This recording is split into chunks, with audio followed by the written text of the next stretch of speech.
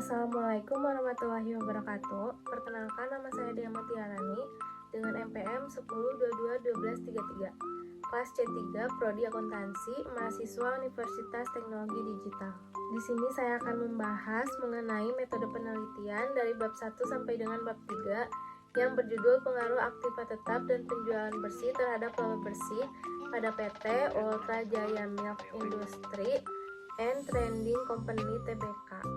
Selanjutnya ada bab 1 pendahuluan, yaitu ada latar belakang yang dilatar belakangi PT Ultra Jaya Milk Industry and Trading Company Tbk merupakan perusahaan multinasional yang memproduksi minuman yang beralamat di Jalan Cimareme 131 Padalarang, Kabupaten Bandung, Indonesia. Perusahaan ini awalnya industri rumah tangga yang didirikan pada tahun 1958, kemudian menjadi suatu entitas perseroan terbatas pada tahun 1971. PT Ultra Jaya dikenal karena inovasi produknya dan fokus pada kualitas.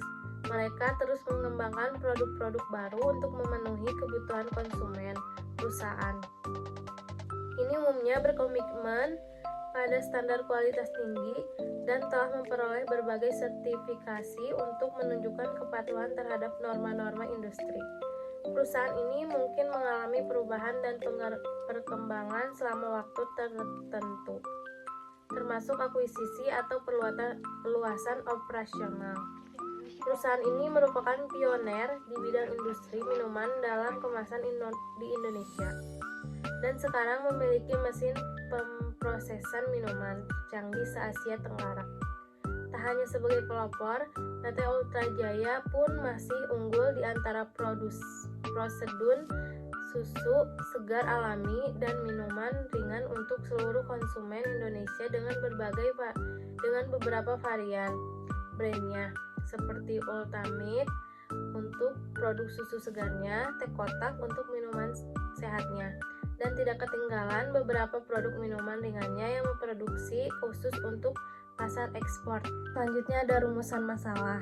Rumusan masalahnya yang pertama, apakah pengaruh aktiva tetap terhadap laba bersih pada PT Ultra Jaya yang terdaftar di Bursa Efek Indonesia periode 2018 sampai 2022.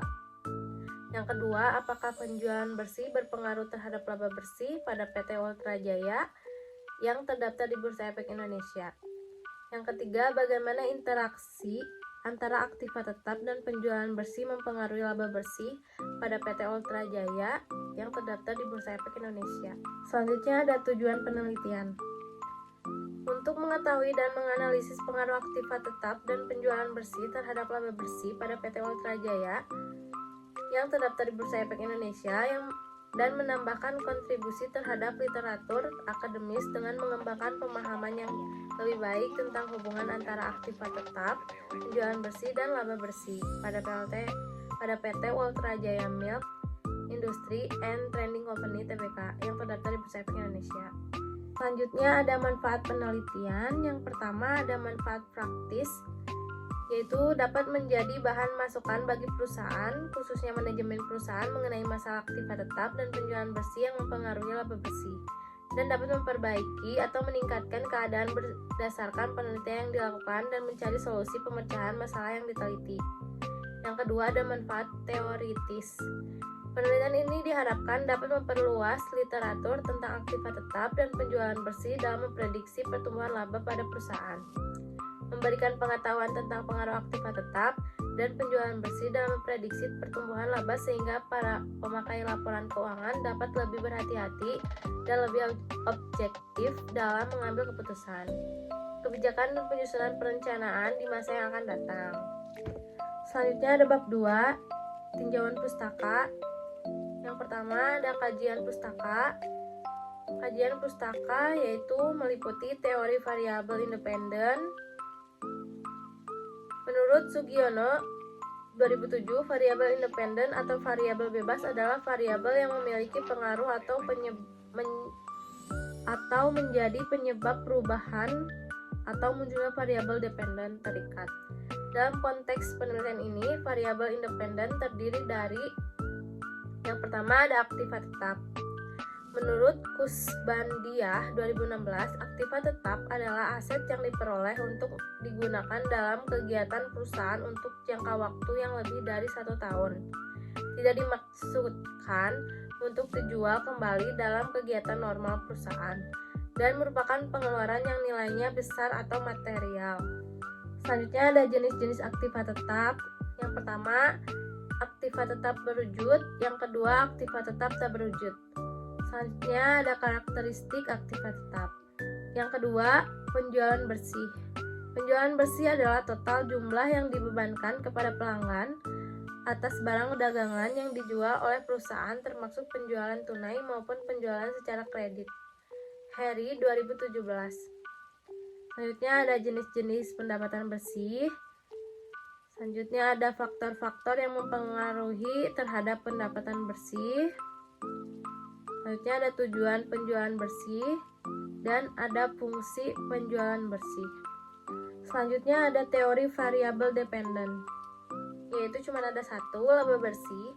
Laba bersih menurut Zanati 2018, laba bersih merupakan salah satu ukuran kesuksesan suatu perusahaan dalam menjalankan aktivitas usahanya. Dengan laba inilah perusahaan dapat terus tumbuh dan berkembang. Selanjutnya ada karakteristik laba bersih dan ada jenis-jenis laba bersih. Selanjutnya penelitian terdahulu. Yang pertama, menurut Derista Vol 3 01 April 2021 yang berjudul pengaruh modal kerja, aktiva tetap dan penjualan bersih terhadap laba bersih pada PT Perkebunan Nusantara 3 Persero, dengan hasil penelitian yang menunjukkan bahwa modal kerja, aktiva tetap, penjualan bersih berpengaruh dan signifikan terhadap laba bersih pada PT Perkebunan Nusantara 3 Persero. Yang kedua, menurut Lutfi Vol 10/02 Oktober 2016 yang berjudul pengaruh hutang jangka panjang dan aktiva tetap terhadap laba bersih atau studi kasus PT Intrakompenta Tbk, dengan hasil penelitian aktiva tetap berpengaruh positif dan signifikan terhadap laba bersih PT Intrakompenta Tbk. Yang ketiga, menurut Puspitasari Vol 1 nomor 2 Agustus 2017 yang berjudul berpengaruh modal kerja dan penjualan terhadap laba bersih pada perusahaan food and beverage yang terdaftar di Bursa Efek Indonesia 2015, dengan hasil modal kerja berpengaruh negatif dan signifikan terhadap laba bersih perusahaan makan dan minuman periode 2011 sampai dengan 2015. Selanjutnya ada kerangka pemikiran. Penelitian ini dilakukan ini untuk menguji ada atau tidaknya pengaruh dari aktiva tetap dan penjualan bersih terhadap laba bersih pada PT Ultrajaya Milk Industry and Trading Company Tbk periode 2018 sampai 2022. Hubungan antara variabel independen dan dependen dapat ditunjukkan melalui gambar ini. Selanjutnya ada rumusan hipotesis. Dengan merumuskan masalah, tujuan penelitian, dan kerangka pemikiran, maka hipotesis dalam penelitian ini diduga aktiva tetap penjualan bersih berpengaruh signifikan terhadap laba bersih pada PT Ultrajaya Milk Industry and Trading Company Tbk. Selanjutnya bab 3, yaitu ada metodologi penelitian. 1. Metode penelitian. Pada jenis data yang digunakan adalah data yang bersifat kuantitatif yang dinyatakan dalam angka-angka, rumus-rumus, dan perbandingan, terutama analisa laporan keuangan perusahaan. Sedangkan pada sumber data yang diperlukan dalam penelitian ini adalah data sekunder, yang merupakan data yang diambil dari berbagai sumber yang tersedia dari referensi pustaka seperti buku-buku, majalah, jurnal yang erat kaitannya dengan masalah yang diteliti. Selanjutnya ada populasi dan sampel. Populasi dalam penelitian ini adalah semua laporan keuangan per tahun yang diterbitkan oleh PT Ultra Jaya yang terdaftar di Bursa Efek Indonesia yang sudah menjadi go publik sejak menjadi perusahaan terbuka sejak tahun 1990. Tahun 2018 sampai 2022 sebanyak 5 tahun yang berupa data aktiva tetap, penjualan bersih dan laba bersih.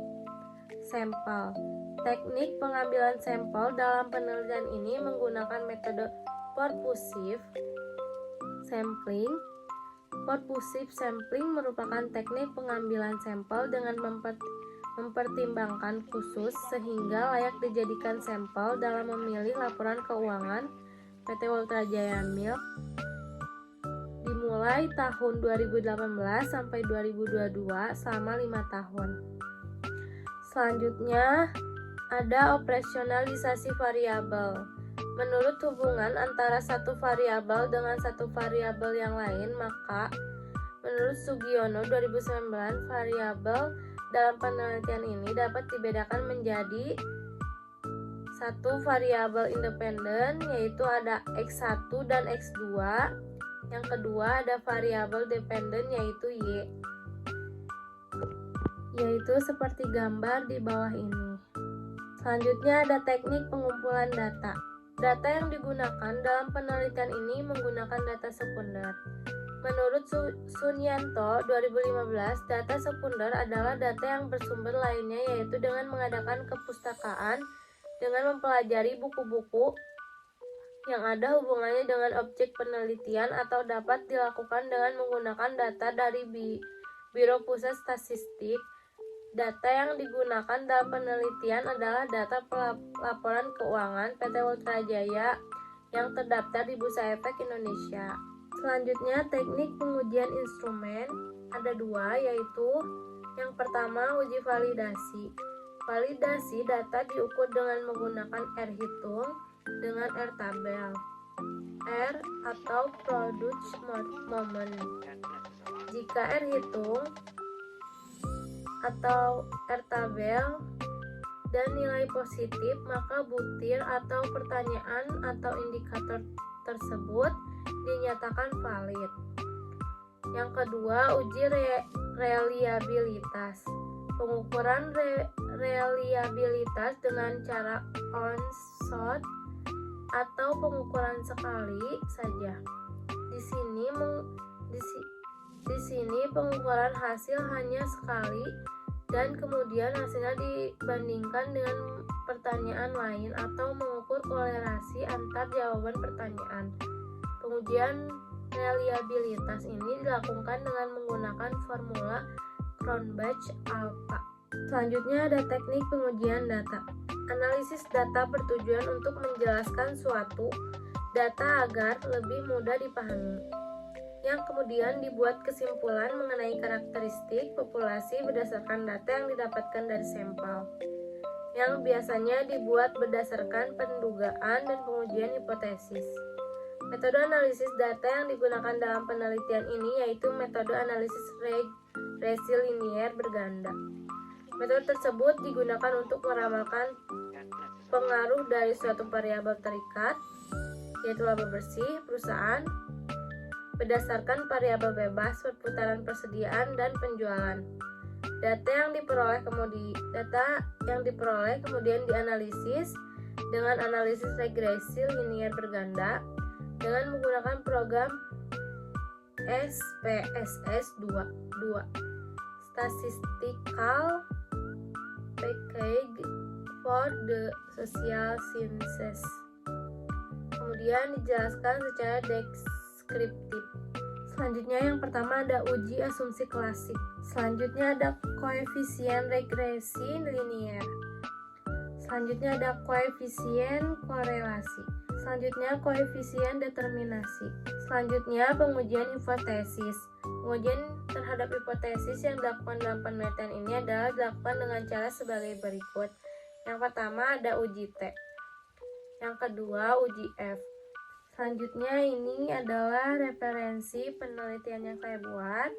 Sekian pembahasan dari saya. Mohon maaf apabila ada salah kata atau kurang dalam cara menyampaikan isi materi. Wassalamualaikum warahmatullahi wabarakatuh.